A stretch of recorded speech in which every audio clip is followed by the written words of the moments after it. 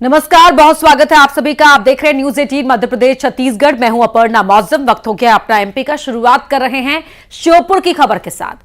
कांग्रेस विधायक बाबूलाल जंडेल, जिन्होंने भगवान शंकर को लेकर दिया है आपत्तिजनक बयान। कराहल में रात्रि विश्राम के दौरान उन्होंने भगवान शंकर को लेकर आपत्तिजनक बयान दे दिया। बाबूलाल जंडेल का बयान इतना आपत्तिजनक है कि हम उसे आपको सुना भी नहीं सकते हैं। उनके बयान का वीडियो अब सोशल मीडिया पर वायरल हो रहा है।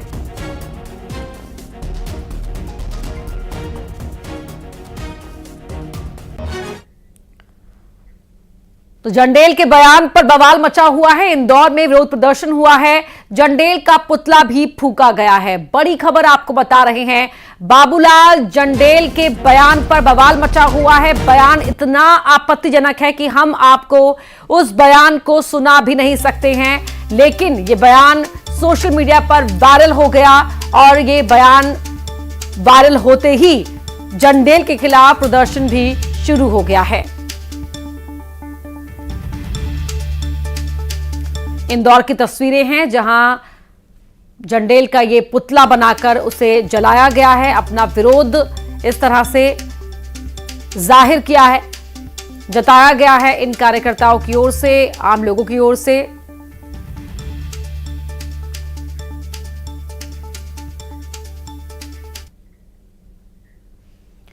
विवादित बयान पर बीजेपी ने तीखा हमला किया। बीजेपी विधायक गोलू शुक्ला ने कड़े शब्दों में चेतावनी दी है कि अगर कोई भगवान पर टिप्पणी करेगा तो उसे छोड़ेंगे नहीं। वहीं कांग्रेस में सभी नेताओं की बुद्धि भ्रष्ट हो गई है, यह कहना है बीजेपी विधायक गोलू शुक्ला का। तो बाबूलाल जंडेल के बयान पर बीजेपी के विधायक गोलू शुक्ला की प्रतिक्रिया आ गई है। उन्होंने कड़े शब्दों में चेताया है। ये कहा है कि अगर कोई भी भगवान पर टिप्पणी करेगा तो उसे बर्दाश्त नहीं किया जाएगा। और साथ ही कांग्रेस पर हमला बोलते हुए गोलू शुक्ला ने कहा कि सभी नेताओं की बुद्धि भ्रष्ट हो गई है। मानसिकता के लोग हैं, कांग्रेस की पाठशाला के विद्यार्थी हैं। ये सनातन धर्म को क्या समझेंगे? इनको तो वही अल्लाह अकबर और यही सब दिखता है। तो ये उसी उस पर चल रहे। और भगवान शंकर के प्रति जो उनने गलत बात बोली है, मैं उसकी घोर भर्त्सना करता हूं और निंदा करता हूं। और इस तरह का कृत्य अगर वो करेंगे तो उसका जवाब भी दिया जाएगा। आपको लगता है कांग्रेस के लीडर्स उनको भी इस चीज के लिए बोलना ही चाहिए? सबकी बुद्धि भ्रष्ट हो गई है, उसको पार्टी से निकालना चाहिए। उसके साथ इंदौर आएगा तो हम तो उसका मुंह काला करेंगे। तो उज्जैन में भी बाबूलाल जंडेल के बयान का विरोध हुआ है। पुजारी महासंघ ने कार्रवाई की मांग की है, जंडेल की गिरफ्तारी की मांग की है। बड़ी खबर आपको बता रहे हैं, जंडेल को गिरफ्तार किया जाए, ये पुजारी महासंघ मांग कर रहा है, सख्त कार्रवाई की मांग कर रहा है। उज्जैन में बाबूलाल जंडेल के बयान का विरोध तेज हो गया है। वीडियो वायरल हुआ है और वो वीडियो मोबाइलों पे वायरल चल रहा है। उसमें एक पूर्व विधायक कोई हैं, बाबू जंडेल, मध्य प्रदेश के पूर्व है और कांग्रेस से है। वो नशे के उसमें भगवान शिव को गाली देते हुए दिखे गए हैं। इसकी हम निंदा करते हैं और मध्य प्रदेश सरकार से मांग करते हैं कि ऐसे व्यक्ति जो भगवान को अपमान करते हैं, ईश निंदा करते हैं, भगवान को गाली देते हैं, इनके ऊपर सख्त कार्रवाई होनी चाहिए। और ऐसे कानून के अंदर कार्रवाई होना चाहिए कि इनकी कई महीनों तक जमानत न हो। वहीं विवादित बयान पर जंडेल ने सफाई देते हुए कहा कि वीडियो साल भर पुराना है और उसमें छेड़खानी की गई है। उन्होंने खुद को शिव भक्त बताते हुए कहा कि शिवलिंग पर चर्चा चल रही थी। 20 मिनट की चर्चा का पूरा वीडियो देखेंगे तो स्थिति क्लियर हो जाएगी। उन्होंने दावा किया कि वो शिव निंदा सपने में भी नहीं कर सकते और सीधी भाषा में बात करने की वजह से उन्हें टारगेट किया जा रहा है। पुराना वीडियो है और मेरे कमरे पे मैं बैठा था और कुछ लोग बैठे थे। जब हमारे पार्वती और शिव जी की धार्मिक चर्चा चल रही थी। मैं शिव भगत हूँ। शिव पुराण में भी लिखा है कि शिवलिंग किसे कहते हैं, शिवलिंग की परिभाषा क्या है, शिवलिंग की अपनी पूजा क्यों करते हैं। तो पूरा मेरा वीडियो देखो, उसके बारे में बात चल रही थी। और वो हमारी कुछ बातें मैं मंच पे भी बोल देता हूँ, तो मेरी जो देसी भाषा है, मेरा कल्चर है, वो मुंह से निकल जाता है। आज ये लोग राम निवास जी और मध्यावती चुनाव हो रहे हैं, उस लड़के ने जो आउट किया उसका मैंने वीडियो देखा तो वो राम निवास जी का आदमी है और अभी वो अपनी जेब गरम कर रहे हैं, ऐसे वीडियो ला के पैसे कमा रहे हैं। शैलेंद्र भदौरिया भोपाल से हमारे साथ लाइव जुड़ गए हैं। शैलेंद्र, यहां पर जो बाबूलाल जंडेल हैं अपने बयान में सफाई भी दे रहे हैं कि तोड़ मरोड़ कर बयान को दिखाया गया है, और दूसरा ये भी कह रहे हैं क्योंकि उपचुनाव होना है इसीलिए ये वीडियो आउट किया गया है जानबूझकर। देखिए, ये बात बिल्कुल सही है कि उपचुनाव मध्य प्रदेश के में 2 जगह होने हैं और जिस इलाके से बाबू जंडेल आते हैं, श्योपुर से विधायक और उनकी पड़ोस वाली सीट विजयपुर उपचुनाव होने हैं।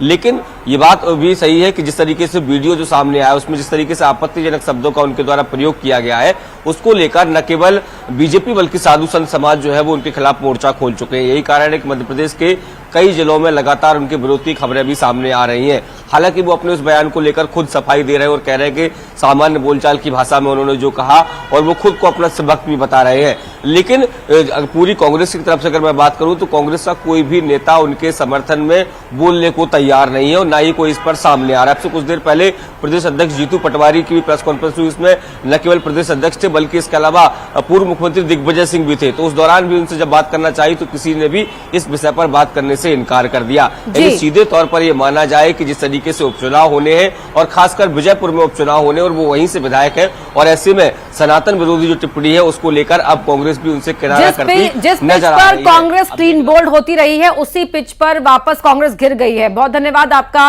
लेकिन आप बने रहिए शैलेंद्र, आगे भी आपसे बातचीत करेंगे हम एक और बड़ी खबर पर। भोपाल में जूनियर ऑडिटर के घर पर हुई छापेमारी में बड़ा खुलासा हुआ है। अब तक करीब 90 करोड़ से ज्यादा की संपत्ति का पता चला है।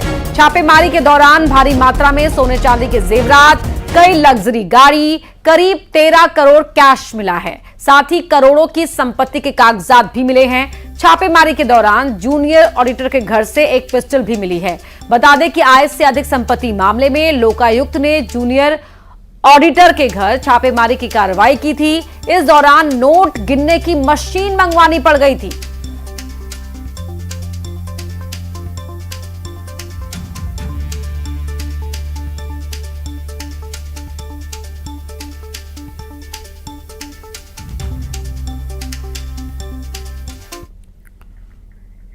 वहीं प्रदेश कांग्रेस अध्यक्ष जीतू पटवारी ने किसानों के मुद्दे को लेकर प्रदेश सरकार को घेरा है। प्रदेश सरकार को किसान विरोधी बताते हुए उन्होंने एमएसपी के मुद्दे पर प्रदेश की सरकार पर हमला किया। आरोप लगाया कि वादे के हिसाब से गेहूं, धान का समर्थन मूल्य नहीं दिया गया और प्रदेश में किसानों को खाद नहीं मिल रही है। बार बार चिल्ला चिल्ला कर बीजेपी के लोग अपने कर्मों से ये कह रहे हैं कि हम किसान विरोधी हैं।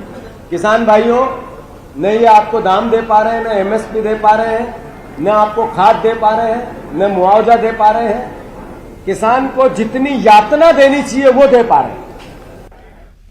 शैलेंद्र भदौरिया लाइव जुड़े हुए हैं हमारे साथ। शैलेंद्र, यहां पर जीतू पटवारी ने एक बार फिर किसानों के मुद्दे पर सरकार पर हमला बोला है।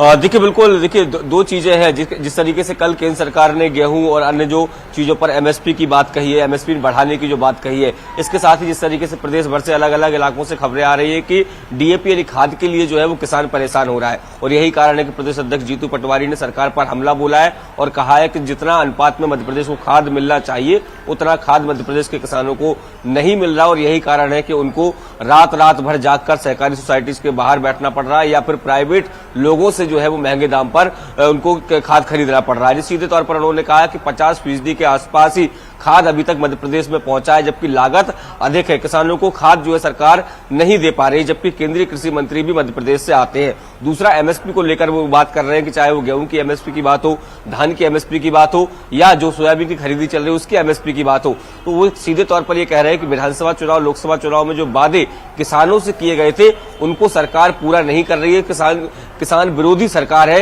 ये सीधे तौर पर आरोप जो है वो शिवराज सिंह चौहान पर भी लगा रहे हैं, प्रदेश अध्यक्ष के जो है और मध्य प्रदेश की सरकार पर भी लगा रहे हैं। तो जिस तरीके से लगातार किसानों को लेकर कांग्रेस सड़कों पर रहती है और अब जीतू पटवारी ने भी ऐलान किया है कि खेत यात्रा जो है वो कांग्रेस शुरू करेगी। इस यात्रा के तहत जो किसानों के बीच में कांग्रेस पार्टी जाएगी और उनकी समस्या। बहुत धन्यवाद आपका शैलेंद्र भदौरिया इस पूरी बातचीत के लिए। और अब बात इंदौर की, जहां खजाना इलाके में हाईकोर्ट के एक रिटायर्ड जज ठगी का शिकार हो गए। ठगों ने जज के अकाउंट से 1 लाख रुपए की धोखाधड़ी कर ली। रिटायर्ड जज ने ऑनलाइन ऑर्डर को कैंसिल करने के लिए पैसे रिफंड के लिए नंबर सर्च किया था, जिसके बाद ठगों ने उनके फोन का एक्सेस ले लिया और उनके फोन पर एक लिंक भेजा, जिसके क्लिक करते ही रिटायर्ड जज के खाते से 1 लाख रुपए माइनस हो गए। इसके बाद रिटायर्ड जज ने साइबर फ्रॉड की शिकायत पुलिस से की है। पुलिस मामले की जांच कर रही है। कि फरियादी के द्वारा ये बताया गया कि स्विगी पर उनके द्वारा एक ऑर्डर किया था, फिर उसको कैंसिल किया करने के लिए उन्होंने स्विगी की कस्टमर केयर पर कॉल करने के लिए गूगल से नंबर लिया और गूगल से नंबर लेकर उन्होंने स्विगी कस्टमर केयर पर कॉल किया। उसके बाद वहाँ से कॉल आया और उनकी लगातार कन्वर्सेशन होता रहा। फिर उन्होंने एक लिंक भेजी उनके कस्टमर केयर वालों ने, तो लिंक उन्होंने डाउनलोड कर लिया अपने मोबाइल में, लिंक को क्लिक कर दिया और उसके बाद फिर उनके 2 बार में 1 लाख रुपये कट गए। जब प्रारंभिक जांच की गई तो प्रारंभिक जांच में यह है कि इनके द्वारा गूगल से जो नंबर लिया गया था कस्टमर केयर का, वो फ्रॉडस्टर का नंबर था। जी हाँ, ये इसमें जो विक्टिम है वो रिटायर्ड हाई कोर्ट जज है। छतरपुर में मंदिर की जमीन से कब्जा हटाने की फरियाद लेकर हनुमान जी कलेक्ट्रेट और एसपी ऑफिस पहुंच गए। पुजारी की गोद में बैठे हनुमान जी ने अपर कलेक्टर और एसपी से जब मंदिर की जमीन से कब्जा हटाने की फरियाद लगाई तो अधिकारी भी दंग हो गए। मामला नौगांव तहसील के कुलवारा गांव के धनुषधारी मंदिर का है, जहां आरोप है कि दबंग मंदिर की जमीन पर कब्जा जमाए हुए हैं। एसपी और अपर कलेक्टर ने तत्काल कार्रवाई का आदेश दिया है। जीत गए थे भगवान सिवलकोट से और 2022 में जीत गए, लेकिन आज तक पटवारी तहसीलदार से न्याय नहीं मिल रहा है। दबंग लोगों को 1 लाख रुपया ले करके उन्हीं को कब्जा दिए हैं और भगवान दर फिर रहे उनकी जमीन को उनके प्यासे हम मांग करके मुकदमा लड़े, लेकिन तहसीलदार पटवारी कोई नहीं सुन रहा है। इसलिए हम अनशन पर बैठने के लिए हम साथ में बार हमेशा, लेकिन 2016 से कलेक्टर के पास आ रहे और एसपी के पास आ रहे। जैसे ही तत्संबंध में आपके द्वारा और मुझे संज्ञान में आया, मैंने दूरभाष पे संबंधित एसडीएम से बात की है। संबंधित एसडीएम को भी क्या बोलते उनके द्वारा एक एप्लीकेशन दी गई है। जो भी उनकी मांग है वो विधि के सम्यक क्रम में क्या बोलते उसकी जांच करके जो भी बेहतर होगा उसके लिए करेंगे। मुरैना में हाईकोर्ट के आदेश के बाद जौरा एसडीएम ने कार्रवाई करते हुए 2 करोड़ की शासकीय जमीन से अतिक्रमण हटाया है।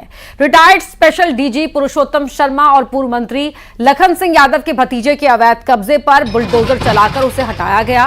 कार्रवाई के दौरान भारी पुलिस बल मौजूद रहा।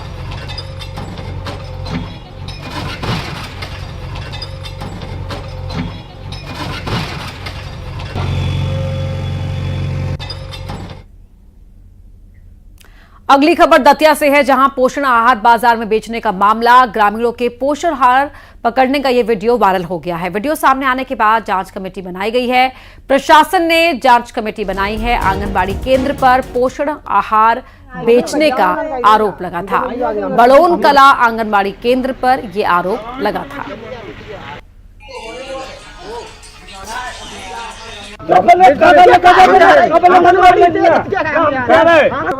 एक वीडियो वायरल हो रहा है जिसमें ग्रामीण कुछ एक टैक्सी को रोके हुए हैं, जिसमें पीडीएस का गेहूं रखा हुआ है। तो उसमें कुछ लोग बता रहे हैं उसमें कि आंगनबाड़ी का गेहूं है या उसमें स्कूल का गेहूं है।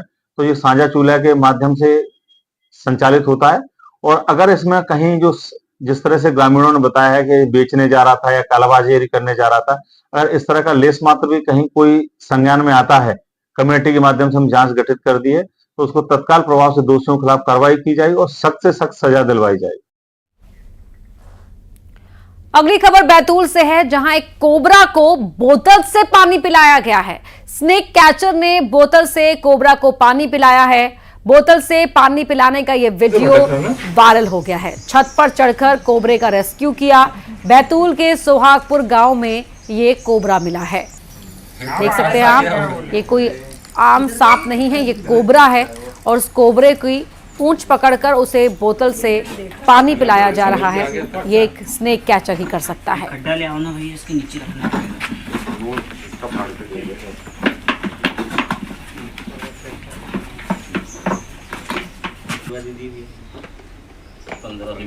आधा घंटा करीब।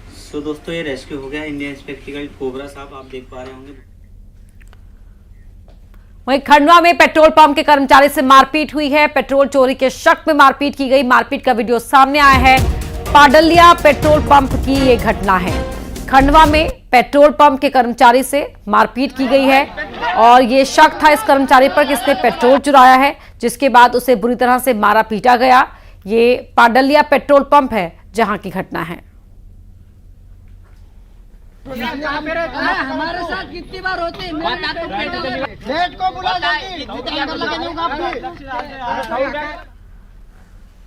भारत में रहकर पाकिस्तान के पक्ष में नारा लगाने वाले एक युवक को मध्य प्रदेश हाईकोर्ट ने सशर्त यानी कि शर्तों के साथ जमानत दे दी है। पाकिस्तान के समर्थन में नारा लगाने वाले आरोपी फैजान को अब भारत माता की जय के नारे के साथ पुलिस थाने में लगे तिरंगे को 21 बार सलामी देनी होगी। आरोपी को हर महीने के पहले और चौथे मंगलवार को सुबह 10 से 12 बजे के बीच आकर ऐसा करना होगा। जज दिनेश कुमार पालीवाल की एकल पीठ ने भोपाल के पुलिस कमिश्नर को इस शर्त का पालन सुनिश्चित कराने के निर्देश दिए हैं। रायसेन का फैजल उर्फ फैजान, इस पर आरोप है कि उसने पाकिस्तान के समर्थन में भारत के खिलाफ नारे लगाए और ऐसा करके दो समुदायों के बीच दुश्मनी को बढ़ावा देने की कोशिश की।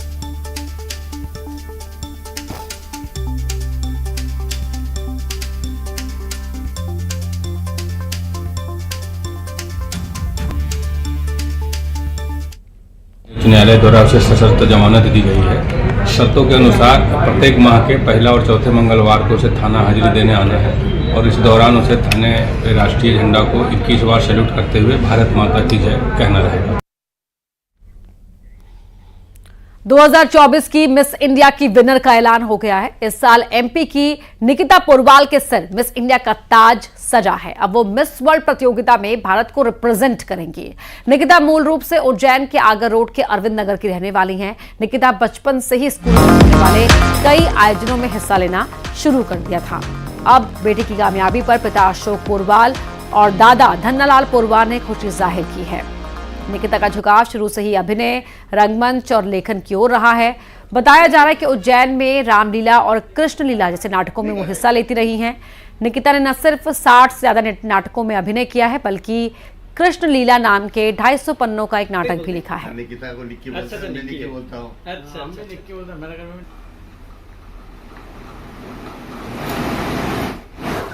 हाँ जी,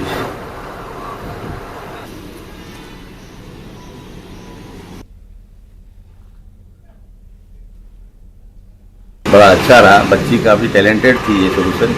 बच्चे हमारे साथ ही रहे दोनों अब, और बड़ी खुशी का इजहार है। अपने शहर का नाम, समाज का नाम, अपने मध्य प्रदेश का नाम गौरवान्वित किया है बच्ची ने।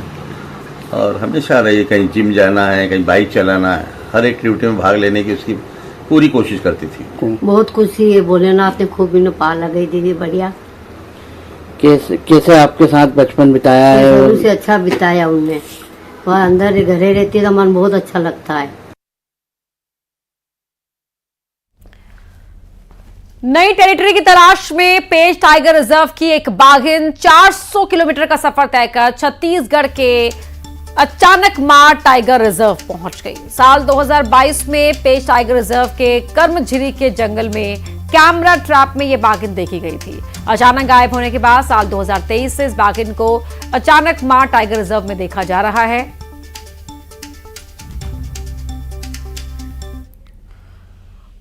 और सीधा रुख करते हैं पंचकुला का, जहां आज हरियाणा की सरकार का शपथ ग्रहण समारोह में प्रधानमंत्री पहुंच चुके हैं। भारत माता की बोलो, जय श्री राम, जय श्री राम।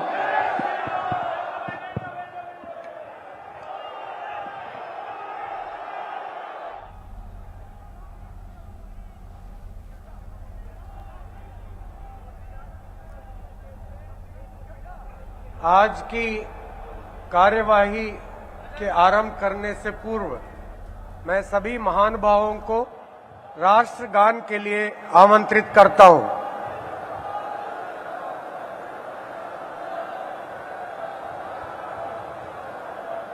जनगण मन अधिनायक जय हे भारत भाग्य विधाता, पंजाब सिंध गुजरात मराठा द्राविड उत्कल बंगा, विंध्य हिमाचल यमुना गंगा उच्चल जलधि तरंगा, तव शुभ नामे जागे तव शुभ आशीष मांगे, गाहे तव जय गाथा, जन गण मंगलदायक जय हे भारत भाग्य विधाता, जय हे जय हे जय हे जय जय जय जय हे।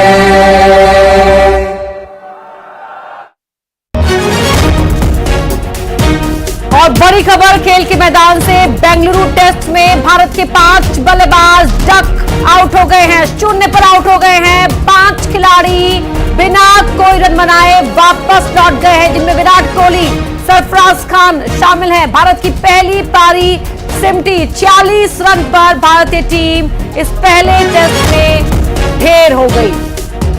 भारत का बेहद ही खराब प्रदर्शन बेंगलुरु टेस्ट के पहले दिन, जहां 40 रन पर टीम इंडिया आउट हो गई। 5 खिलाड़ी 0 पर आउट हुए। देखिए आप यहां पर भारत के खिलाड़ियों को वापस पेविलियन लौटने की खुशी।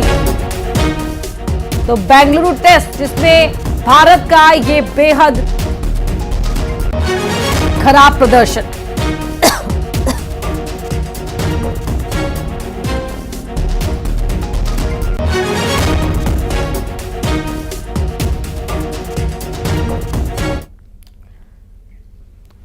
और वापस रुक करते हैं पंचकुला में, जहां हरियाणा सरकार का विभिन्न राज्यों के विधानसभा के सदस्यगण व अन्य गणमान्य वरिष्ठ महानुभावों को मैं सादर प्रणाम एवं अभिवादन करता हूं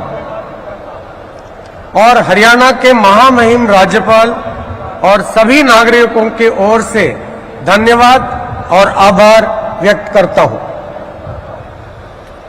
आपकी इस अनुग्रह एवं अनुकंपा से हम कृतार्थ हैं श्रीमान।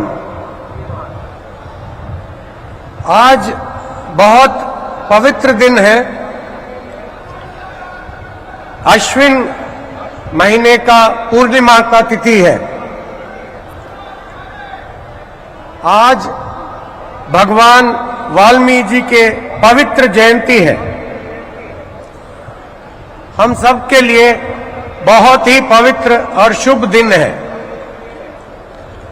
रामायण ग्रंथ के रचयिता को आज हम मनसा वाचा कर्मणः ध्यान और नमन करते हैं।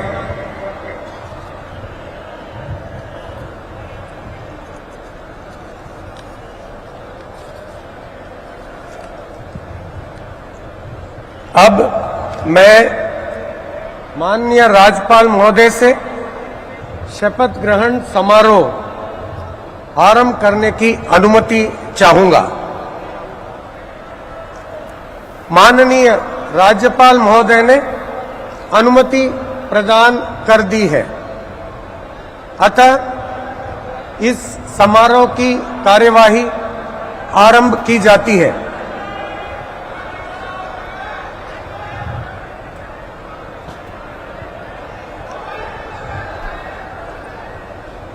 माननीय राज्यपाल महोदय ने श्री नायब सिंह जी की हरियाणा राज्य के मुख्यमंत्री के पद पर नियुक्ति की है।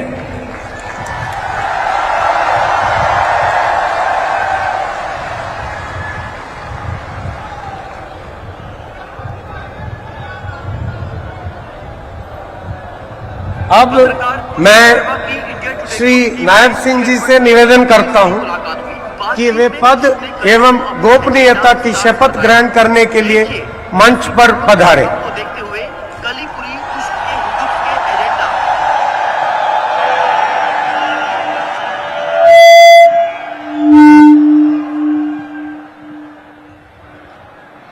मैं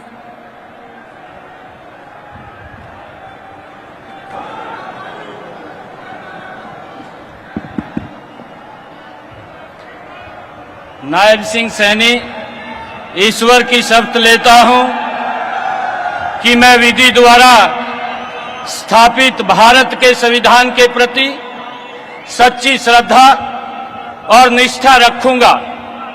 मैं भारत की प्रभुता और अखंडता अक्षुण्ण रखूंगा। मैं हरियाणा राज्य के मुख्यमंत्री के रूप में अपने कर्तव्यों का श्रद्धापूर्वक और शुद्ध अंतःकरण से निर्वहन करूंगा तथा भय या पक्षपात, अनुराग या द्वेष के बिना मैं सब प्रकार के लोगों के प्रति संविधान के और विधि के अनुसार न्याय करूंगा। मैं नायब सिंह सैनी ईश्वर की शपथ लेता हूं कि जो विषय हरियाणा राज्य के मुख्यमंत्री के रूप में मेरे विचार के लिए लाया जाएगा अथवा मुझे ज्ञात होगा, उसे किसी व्यक्ति या व्यक्तियों को उस अवस्था को छोड़कर, जबकि ऐसे मुख्यमंत्री के रूप में अपने कर्तव्यों के उचित निर्वहन के लिए ऐसा करना अपेक्षित हो, अन्य अवस्था में मैं प्रत्यक्ष या परोक्ष रूप में संसूचित या प्रकट नहीं करूंगा।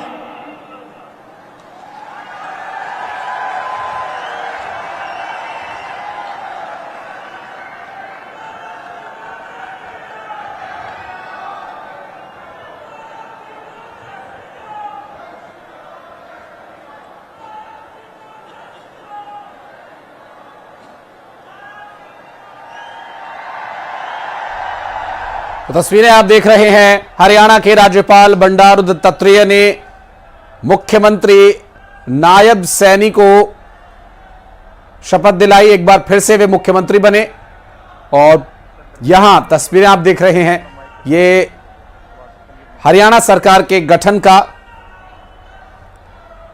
दृश्य है जो इस वक्त शपथ ग्रहण समारोह चल रहा है। और इस शपथ ग्रहण समारोह में भारत के कई राज्यों के मुख्यमंत्री पहुंचे हैं, जिसमें मध्य प्रदेश के मुख्यमंत्री डॉक्टर मोहन यादव, छत्तीसगढ़ के मुख्यमंत्री विष्णुदेव साय भी शामिल हैं, प्रधानमंत्री नरेंद्र मोदी वहां मौजूद हैं और भारत सरकार के प्रतिनिधि के तौर पर और साथ ही जो अतिथि बुलाए गए हैं वो सभी मंच पर इस वक्त मौजूद हैं। प्रधानमंत्री नरेंद्र मोदी भी यहां पर मौजूद हैं और ये सिर्फ भारतीय जनता पार्टी नहीं बल्कि पूरी एनडीए का एक तरह से शक्ति प्रदर्शन। आप देखिए काफी संख्या में लोग यहां पहुंचे हैं और ये शालीमार ग्राउंड जो है पूरी तरह से खचाखच भरा हुआ है। राज्यपाल महोदय ने आदरणीय मुख्यमंत्री जी के परामर्श पर